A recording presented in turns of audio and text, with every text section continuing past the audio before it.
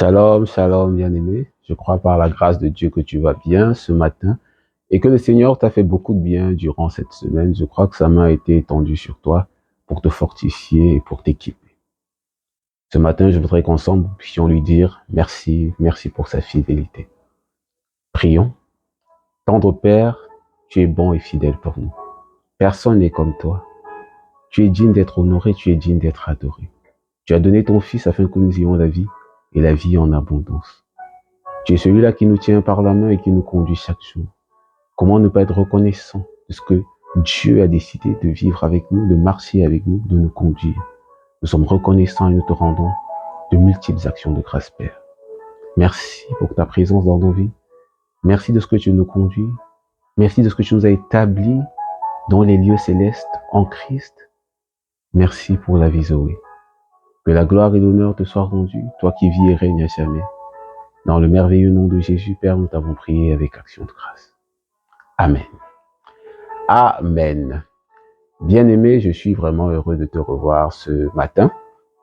Et je crois que le Seigneur t'a fait beaucoup de bien.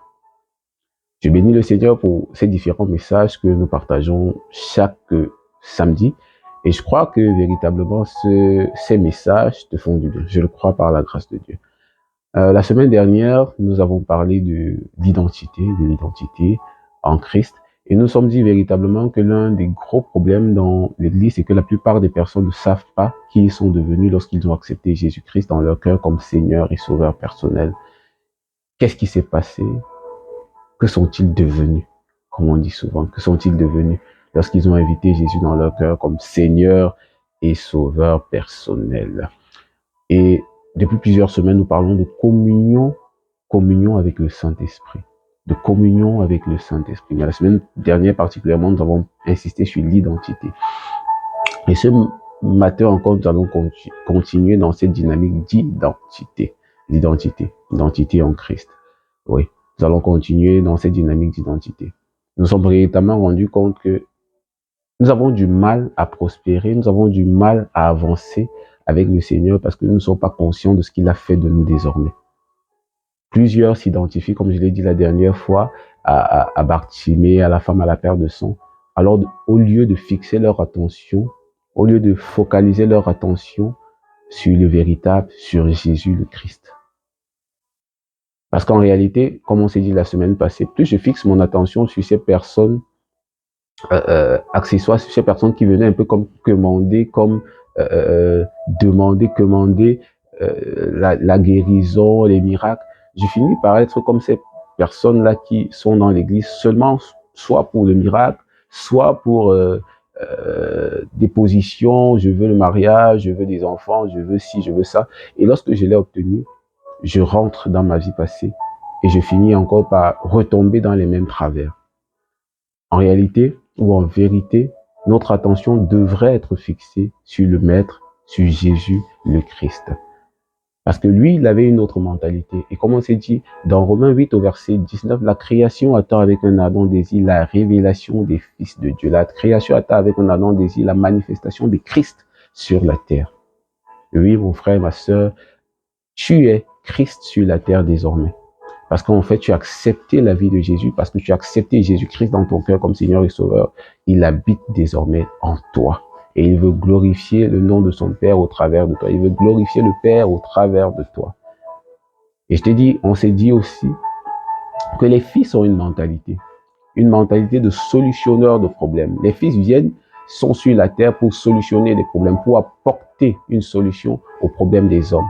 Ils ne viennent pas pour apporter des problèmes, mais ils viennent pour résoudre des problèmes, pour résolver des problèmes. Ils ne viennent pas pour créer des problèmes, mais ils viennent pour apporter des solutions. On ne veut pas se positionner comme ceux-là qui viennent commander, comme ceux-là qui viennent poser des problèmes, mais comme ceux-là qui viennent apporter, résoudre des problèmes. Et comme je t'ai dit, le Fils premier-né est notre modèle. Jésus le Christ est notre modèle. Et c'est sur lui que nous devons fixer notre attention, focaliser notre attention. Parce que lui, il avait cette mentalité de solutionneur de problèmes. La Bible dit qu'il est venu, il a été oint du Saint-Esprit pour guérir les cœurs brisés. Les gens souffrent dans leur cœur. Les gens souffrent. Pour apporter, en fait, pour proclamer une année de grâce. pour publier une année de grâce. Il est venu en fait pour ouvrir les yeux des aveugles. Il est venu pour apporter des solutions. La Bible dit que partout où il passait, il apportait des solutions. Là où les gens avaient faim, il leur donnait à manger. Il était prêt à donner. Il était prêt à donner. Il était prêt à donner. Tu as quelque chose que tu dois donner au monde. Je t'ai dit que la création attend avec un ardent désir la révélation, la manifestation des fils. La création, en fait, t'attend toi. Tu as quelque chose à donner au monde et le monde attend ce qui est au-dedans de toi. Tu ne peux pas le contenir, le garder et te plaindre. Non. Tu dois travailler à le manifester. Amen. Amen. En fait, ce matin, ce que je voudrais te dire en réalité, c'est que les fils ont une mentalité. Les fils ne viennent pas créer des problèmes, les fils viennent apporter des solutions aux problèmes. Et si on focalise notre attention sur Jésus, lorsque les caméras sont braquées sur Jésus, lorsque nous lisons Jean 13, que ce soit du verset 1 jusqu'au verset 17, la Bible nous dit en fait que il a manifesté son amour à l'excès, à l'extrême, en lavant les pieds de ses disciples, en servant ses disciples en réalité. La vérité, c'est que la mentalité en fait des fils, c'est une mentalité de serviteurs, de ceux-là qui sont prêts à servir, mais à bien servir.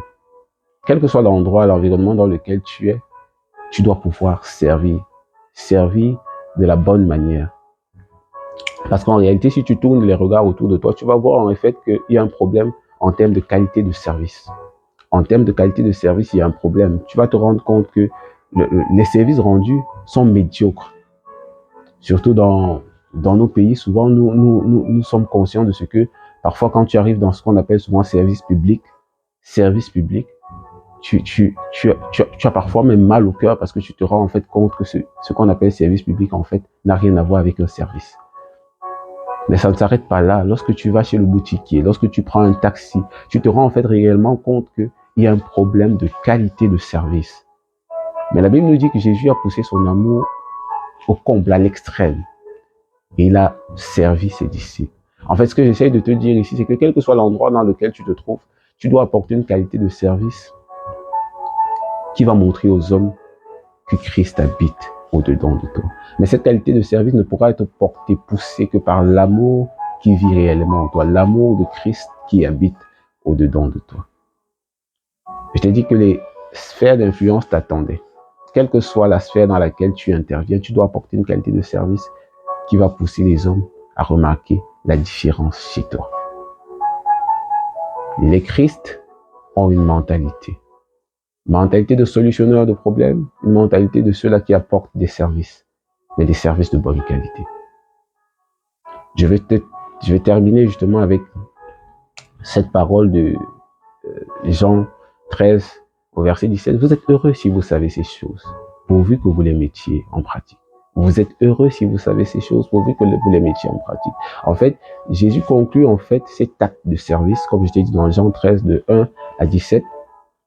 Il manifeste le service à l'endroit de ses disciples et il termine au verset 17 en disant, vous êtes heureux, vous êtes heureux. Vous qui avez vu ces choses, vous qui avez constaté ces choses, vous êtes heureux, pourvu que vous m'imitiez, pourvu que vous mettiez ça en pratique. C'est bien d'écouter ceci, mais c'est encore mieux de pratiquer. Qu'importe le domaine dans lequel tu es un solutionneur de problèmes. Tu n'es pas celui-là qui crée des problèmes, mais tu es celui-là qui apporte des solutions. Alors focalise ton attention sur le Fils premier-né et laisse-toi transformer à la même image que lui, de gloire en gloire. Sur ce, je te souhaite une excellente semaine. Ciao, ciao. Bye bye.